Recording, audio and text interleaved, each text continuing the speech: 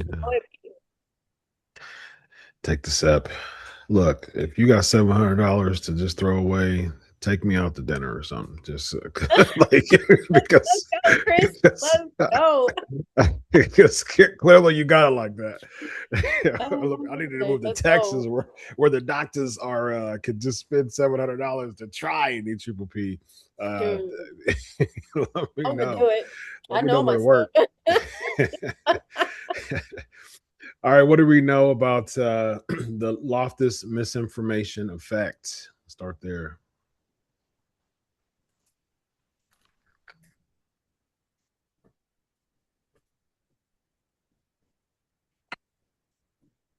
What do we know? What do we know?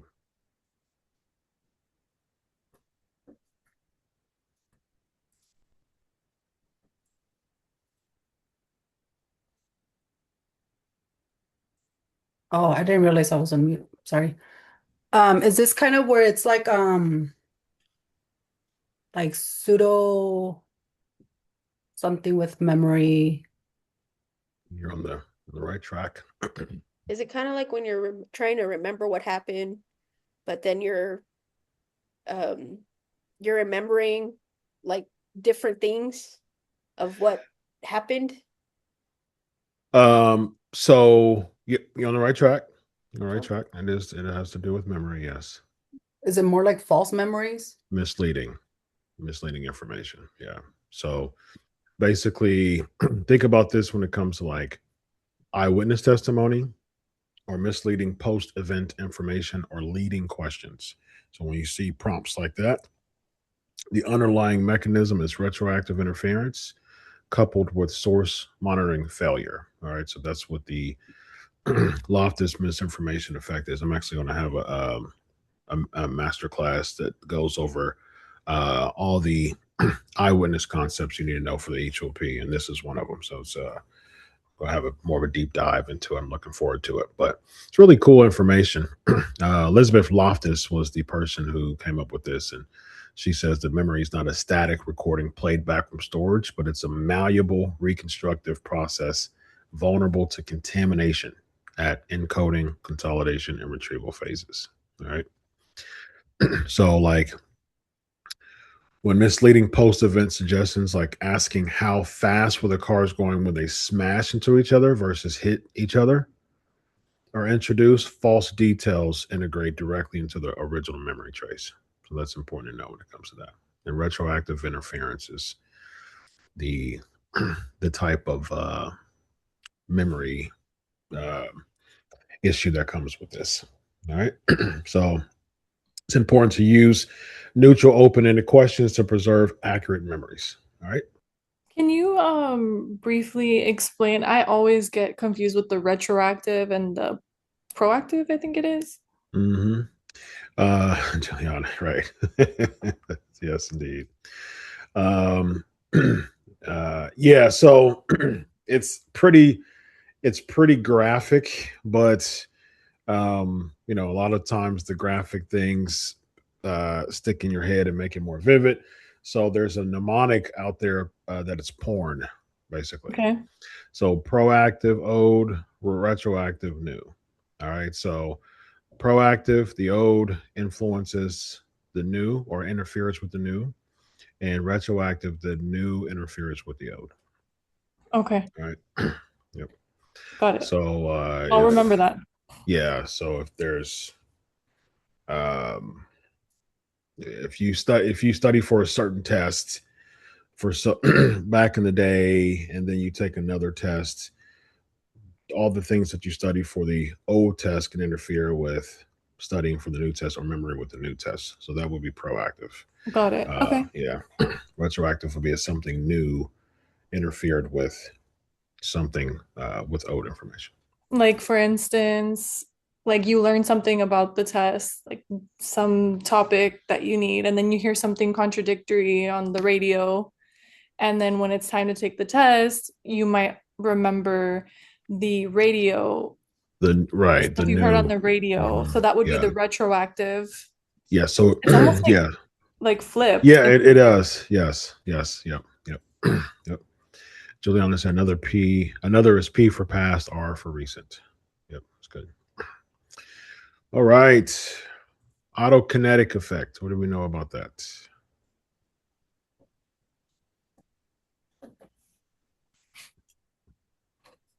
Oh, that's the one where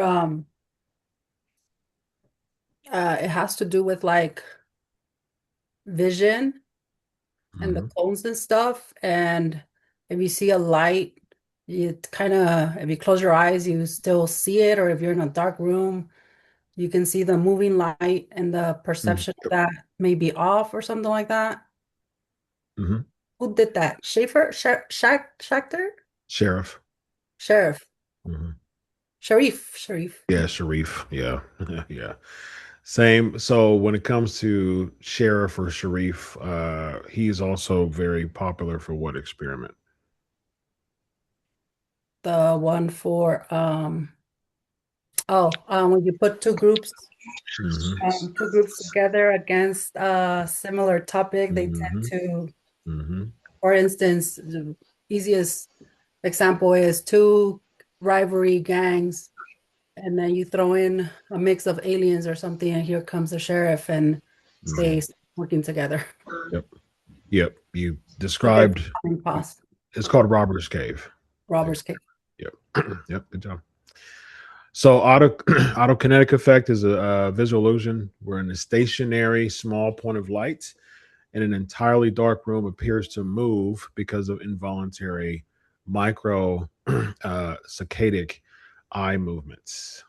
All right. So Sheriff Sharif utilized this perceptual illusion to demonstrate how social norms and emerge in ambiguous situations characterized by informational social influence. All right.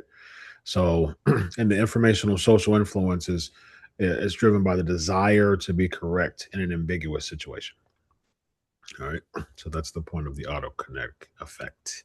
Interesting how a he's he was pretty cool when it comes to interpersonal and social experiments. I really commend his work when it comes to that. And it's interesting how being in a dark room and seeing a static light and perceiving it to move somehow relates to social influence. I think that's pretty cool.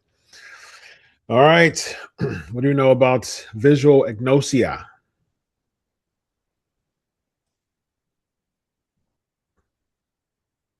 Is this where you're not able to like name or recognize?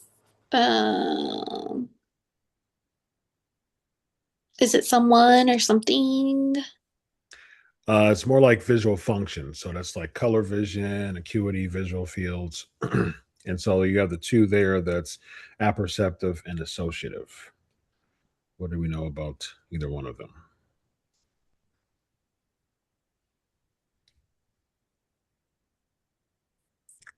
So apperceptive has to do with perception of like shapes and objects. What's kind of a little bit of like maybe I want to even say maybe the parietal lobe also being included with um either proprioception as to where one's position and how big of Hmm. an item or Yep. not may look like. Uh, it's it's more occipital temporal cortex when it comes to apperceptive. So patients cannot copy drawings, match identical shapes, or discriminate basic forms. So it comes from bilateral damage to the occipital temporal cortex. What about associative?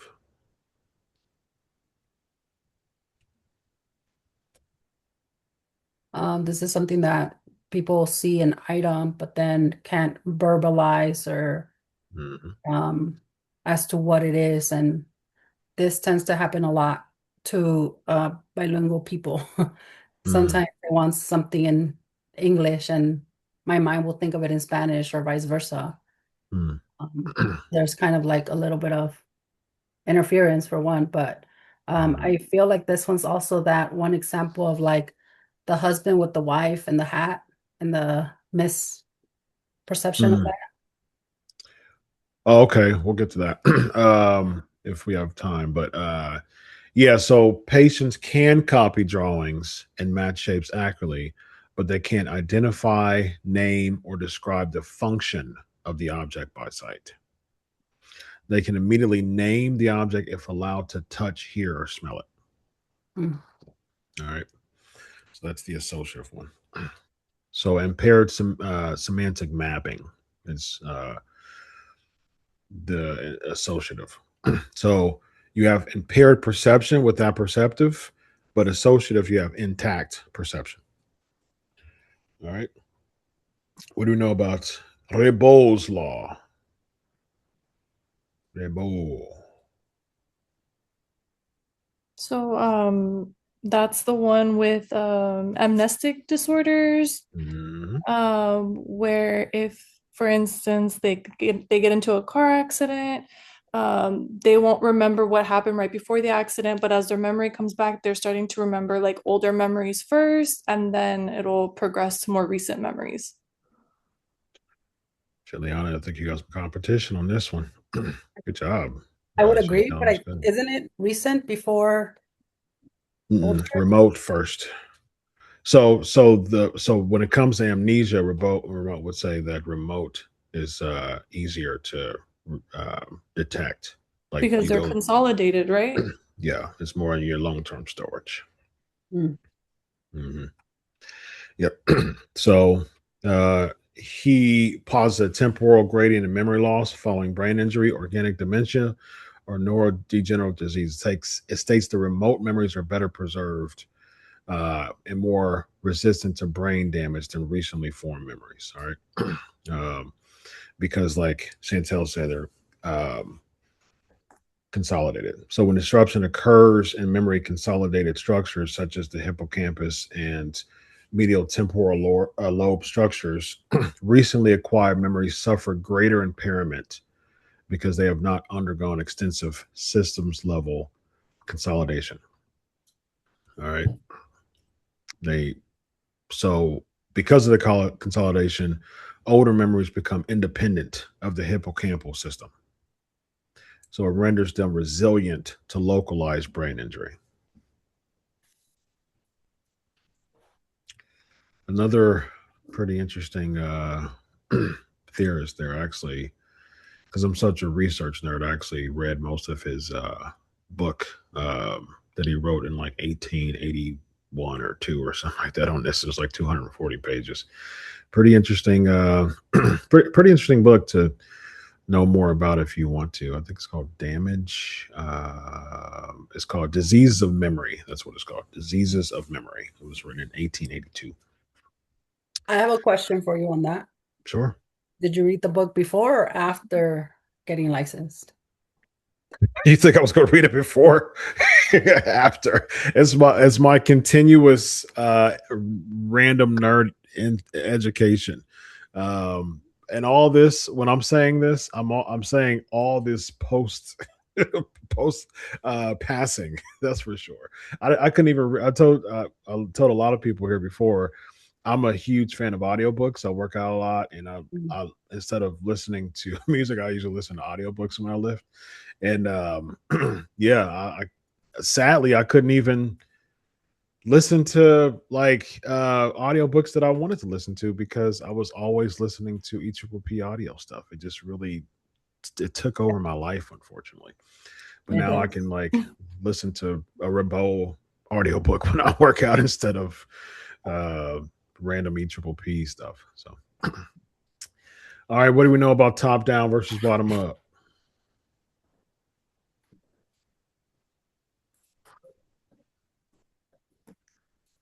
Jump in, folks. Oh, that sounds like a challenge from Juliana. I like it. Competitive. No, I just don't want it to be my voice, hearing Yeah, myself I recording. know why. I'm familiar. I get why you said it. I wanted to ruffle everybody's feathers so we can have some competition here. I like the competition. What do we know? Top down versus bottom up. There's other times where actually I keep score. Arica would know this. I keep score when people answer correct answers, just for competition's sake. Nice, nice. Yeah. Just to put us together. Yes. Yes. Robber's Cave. EPPP is the grand enemy, right? But So there's some there's some intergroup conflicts. with top down, you use knowledge that like you already know and apply it to like your environment or the situation, and then bottom up, you're retrieving sensory stuff to ignite the idea or concept to what's going on. Good job. Yep. Bottom up. Initiates at the sensory receptor level. All right. Um, it builds complex perceptual representations by assembling basic features like lines, angles, colors, frequencies.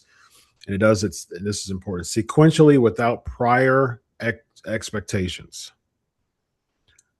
Top down originates at higher cortical levels. So it utilizes prior knowledge, contextual exceptions, hypotheses, and cognitive schemas to interpret sensory input. All right. Gold standard for OCD, medication wise. What do you know about that?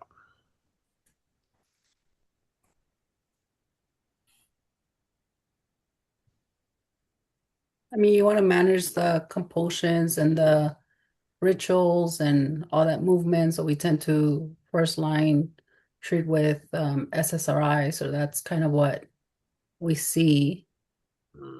Tend to pair that with like therapy um, to reduce the compulsions and the rituals, or not reduce them, but well, I mean, manage them to some extent. Mm-hmm.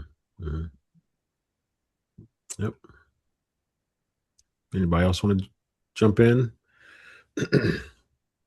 What's the TCA C medication that starts with a C that's affiliated with OCD as well? Is it carbonol? Clomipramine. Clomipramine. Yes. Clomipramine. Yes. Yes. Brandon said, I got this. It's clomipramine. Yes, indeed. That's the TCA gold standard. SSRIs is the first line gold standard. Clomipramine is the TCA gold standard. All right. All right. And lastly, what do you know about what are the best intelligence tests for nonverbal? Oh, the lighter? Better. Yep. That's one of them. Ravens, progressive matrices. Say I it knew again. about the Yeah, Ravens. Raven. Yep. The Ravens. Ravens Yep. one. Mm-hmm. CFIT is another one. Intel Culture Fair Intelligence Test. Yep. Good to know when it comes to those three. Those are three of the best intelligence tests for nonverbal. All right. All right. Can I ask a question really quick? Yeah. It's Sure. like a little bitty question. So I came across something, about like nonverbal learning disability. The key like profile for that on like a ways is their verbal comprehension is strong, but their perceptual reasoning is lower. Do you know what I'm talking about? For nonverbal? Yeah, nonverbal learning disability. If you don't, it's okay. But I was just so curious how that makes sense. Like they're nonverbal, but their verbal comp, like that's just the profile in the ways or the whisk of an IQ test. So I just wondering if you could explain that. But if not, okay. Well, I mean, typically when you have like an absence of a of something, oftentimes there's a strength in another area when it comes to those things. So that could be the case. But yeah, thank you. I just thought it was I just wanted to say I did a whisk on a kiddo, I think last week, and his verbal comp was in the first percentile, and his processing speed was like 98th percentile, like very high, which I have never seen a kid get all the way to the end. He's 7 years old, all Wow. the way to the end of the coding in Mm, 2 minutes. And I was like, whoa, that is so impressive. that's really So cool. really, really cool. Yeah, Yeah. that is. Yeah. What you're describing, Daniela, is a nonverbal learning disability profile where it has an increased VCI and a decreased PRI. That's the classic nonverbal learning disability. Yeah. Perceptual reading. Yeah, and I just was thrown off because I was like, verbal comp, if they're nonverbal, but I guess it's just intact and it's a communication issue. I don't know. So Mm, that caught me off guard. sure. Okay, Thanks, cool. Brandon.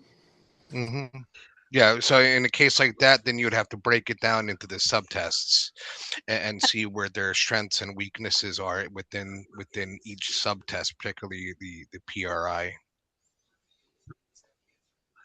That's if you want to start getting paid to do assessments, which I heard was a lot of money. Yeah. Indeed. Indeed. .com. Alley oop for that. hmm Yeah, thank you for the alley oop, Brandon. All right. Well, And I've been working under colleagues' licenses for over a decade. I can tell you assessments pay the bills. yes, indeed. That's what I heard. Mhm. They want me to start doing some stuff. I'm like, you know what? I can do a few different ones, but I'm going to start jumping into ADHD assessments here. Yep. So, I do neuropsych evaluations. oh, nice. Oh, cool. Nice. hmm That's really cool. All right, let's get into some practice questions. I'm going to do an all play. Let's just do a bunch. I'll read them and y'all talk them through. Um, let's do I usually don't like doing this, but I will do it just because it's yeah, I usually like for people to just talk them out because we're all just hanging out together. But well, for this time, we'll just put it in the chat just so I can get through a lot of questions. Then I'll say the answer. All right. But I usually like when people talk them through because that's fun. All right. Let's get into the first question.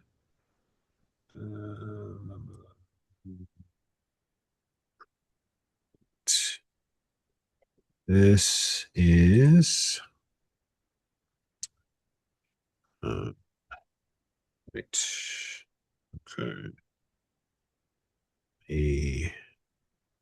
For some reason the chat is smaller. It's really small for me down here. I wonder if I can move it up somehow. Hold on. Oh, wait. Um, but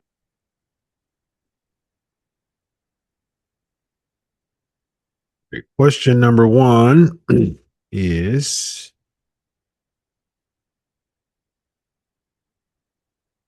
an organizational consultant assesses a leadership team using Holland's vocational preference inventory. One executive demonstrates a primary code profile of realistic social RS. According to Holland's calculus hypothesis, how should this structural code configuration be evaluated regarding internal profile consistency and predictability of career satisfaction? A, high profile consistency because realistic and social domains share strong underlying mechanical interest vectors. B, moderate profile consistency because opposite personality types complement each other in complex organizational environments. C, low profile consistency because realistic and social types occupy directly opposing points on the rise hexagon, reflecting divergent vocational values. Or D, high profile differentiation because the client scores at extreme poles on the standardized normative distribution.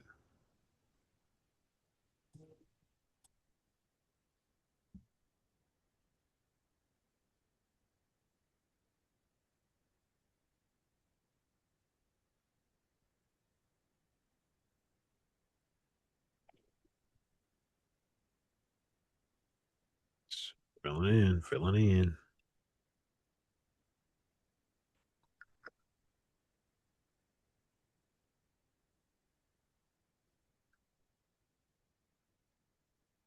Still figuring out, everybody. All right.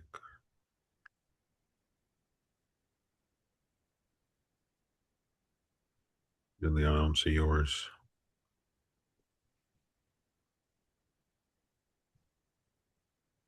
Oh, it's right under Chantel's. Oh. This means I just don't see. That's the problem. It's a me thing. All right. Is that everybody? No, it's not. We're waiting for.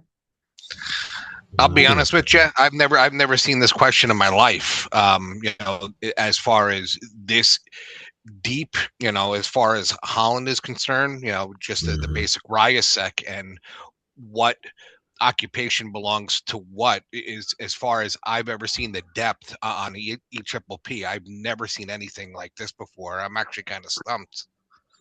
So when you think of calculus hypothesis, you have the hexagon and you're spelling RIASEC, right? Around.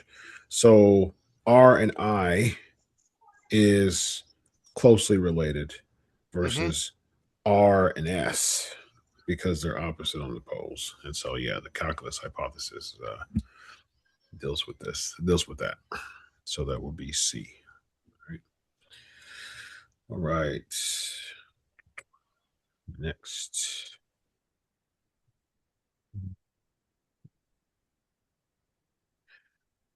You may have seen it, but it may have been like in a way of this person's a engineer, and what's the least likely job that the person would have or go into with the next career or something like that. So it'll be worded in that way somehow.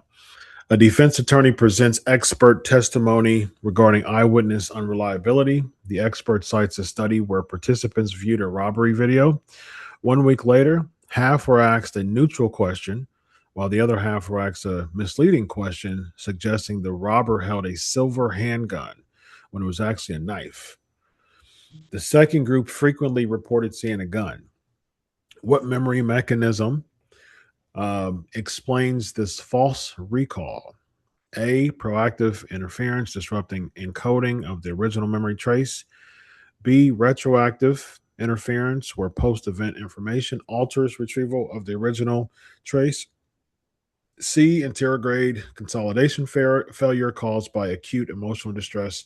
Or D, retrieval failure due to a lack of encoding specificity cues.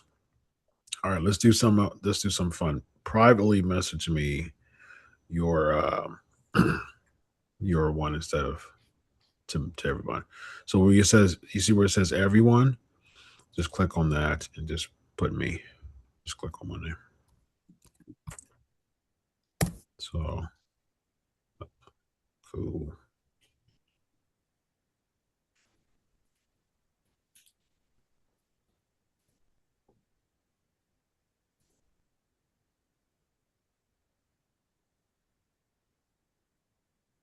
Great. See, that's why I'm glad I did that.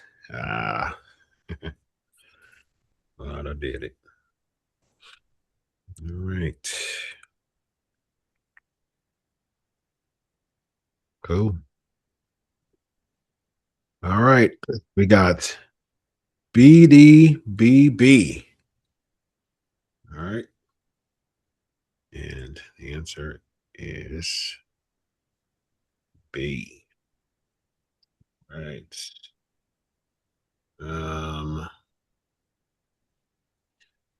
Go. Next.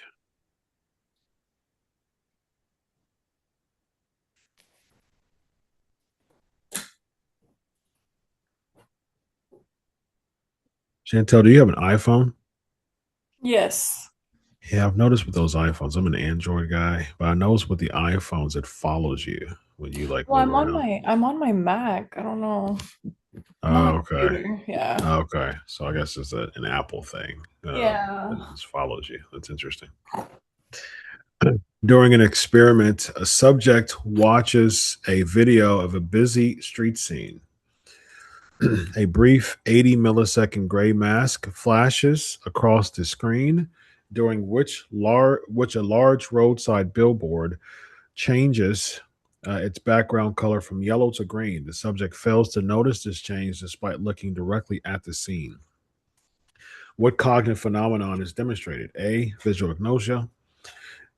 B. Inattentional blindness. C. Change blindness. Or D. Achromatopsia.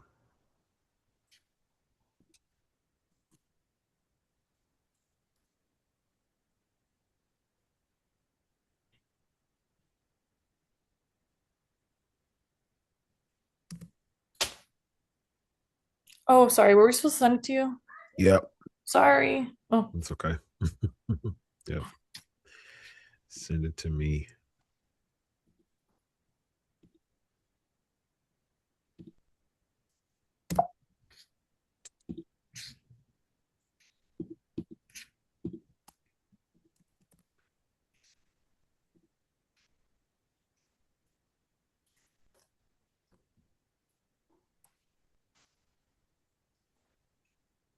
I think we need one more. We got one more left.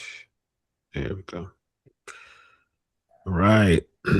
We got C CC BCC.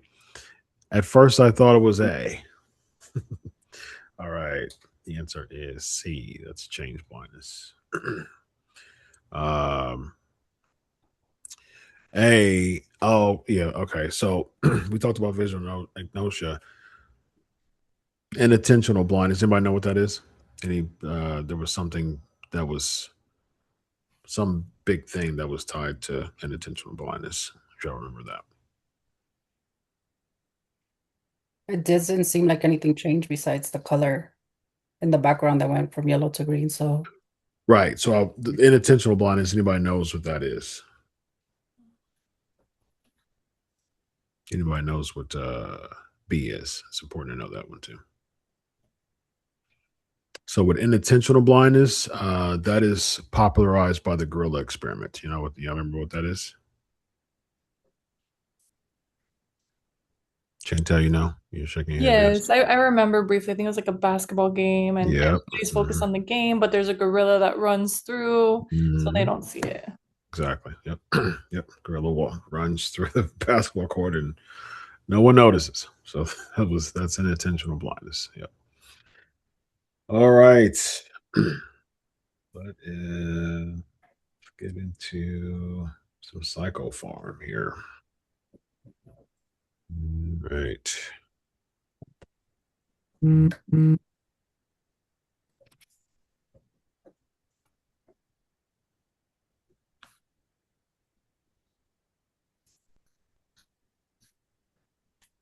All right. A 34-year-old female patient with bipolar 1 disorder is prescribed lamotrigine or Lamictal for mood stabilization.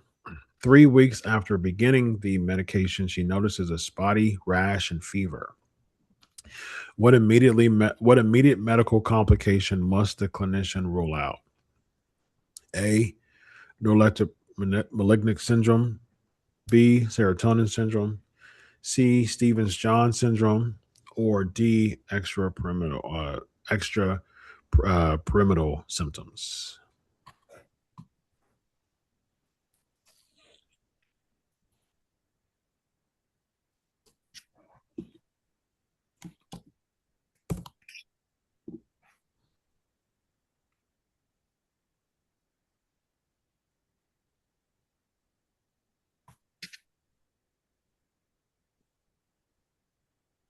I feel like that word immediate in the question, maybe. I guess it depends what the answer is, but Okay.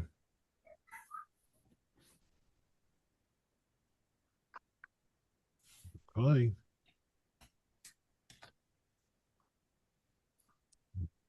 Got one more. All right.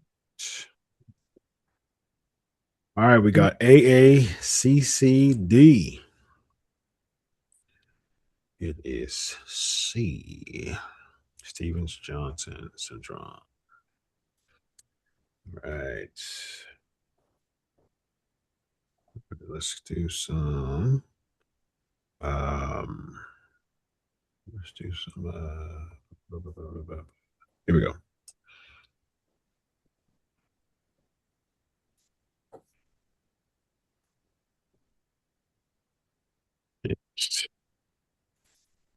Oh, wait,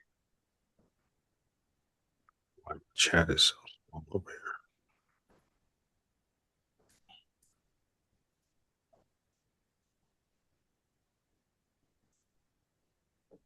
All right, a researcher compares IQ test results collected across an industrialized nation between 1980 and 2010 using current, freshly renormed assessment measures at each decade point.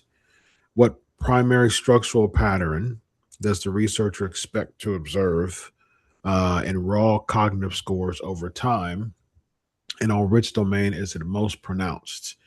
A, general raw score increases, most pronounced on crystallized measures such as vocabulary. B, general raw score increases, most pronounced on fluid reasoning measures such as block design and matrices. C, universal raw score declines, most pronounced on processing speed indices. Or D, static raw scores across decades, reflecting strict genetic inheritance of cognitive traits.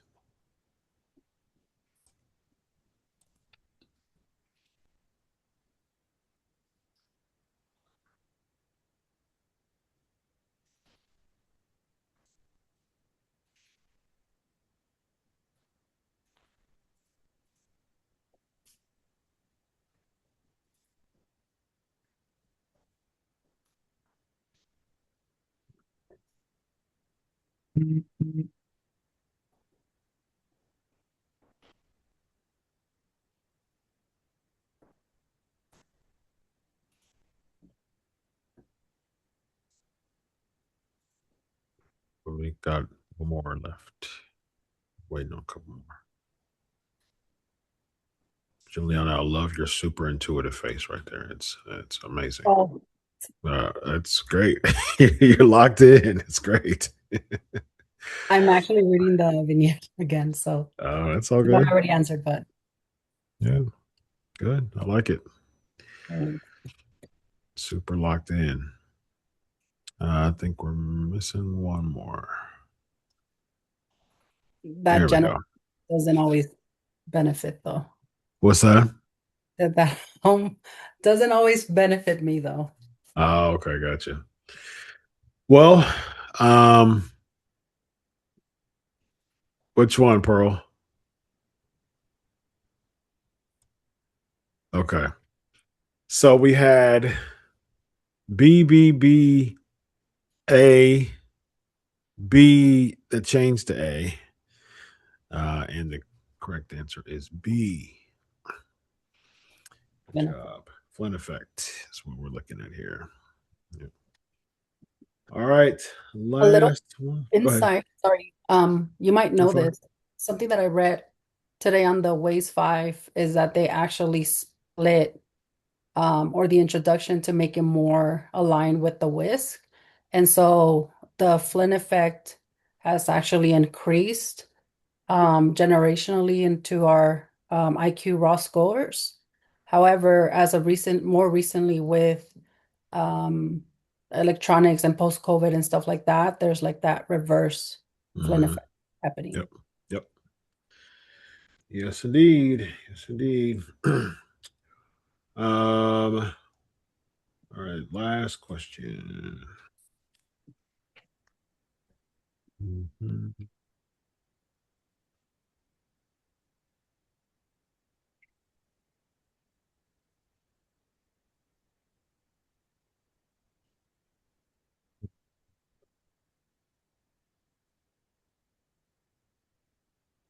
An experimental subject completes 2 tasks in front of an evaluative audience. Task A, a simple overlearned letter cancellation task. And task B, a highly complex, novel mathematical synthesis task. According to Zajung's drive theory, how would the audience's presence impact the subject's performance? A, performance will improve on both tasks due to uniform arousal. B, performance will deteriorate on task A and improve on task B. C, performance will improve on task A, facilitation, and deteriorate on task B, inhibition. Or D, audience presence will have no measurable effect on either task.